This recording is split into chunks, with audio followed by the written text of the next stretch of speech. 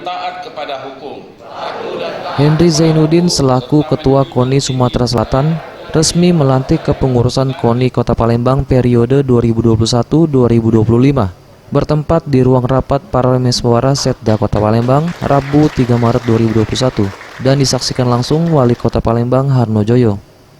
Wali Kota Palembang Harnojoyo berharap dengan kepengurusan baru ini bisa lebih memajukan prestasi olahraga Kota Palembang, terutama dengan fasilitas kelas dunia yang dimiliki. Diharapkan target juara umum Porprov Okuraya mendatang akan bisa terrealisasi. Selain itu, Harnojoyo juga berharap di tengah pandemi sekarang ini, kepengurusan baru KONI Kota Palembang bisa menggelorakan gemar berolahraga pada masyarakat Palembang. Semoga dengan kepengurusan yang baru ini, semangat KONI akan semakin baik untuk memajukan olahraga di kota tercinta ini. Dan tadi kami bersyukur bahwa target Ketua KONI yang baru, Porprov yang akan dilaksanakan bulan November di Tiuraya, akan menargetkan juara umum untuk Kota Palembang. Itu yang pertama.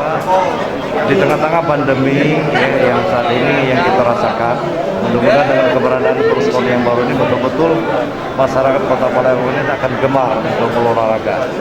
Karena fasilitas yang ada di kota kita tercinta ini, kita tahu Jakabaring adalah tempat yang sangat baik sekali ya untuk berolahraga ya.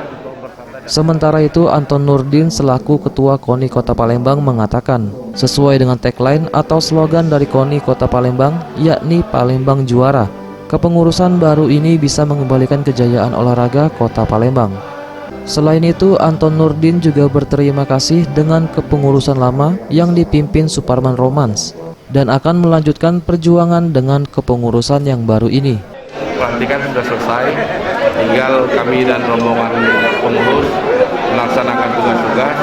Tentunya sesuai dengan tagline Palembang Juara, itu yang menjadi ikon dan kita akan kejar. Semoga ini bisa kita laksanakan dan kita selesaikan untuk sampai mencapai apa yang dikatakan Palembang Juara. Eza PM, Sriwijaya TV.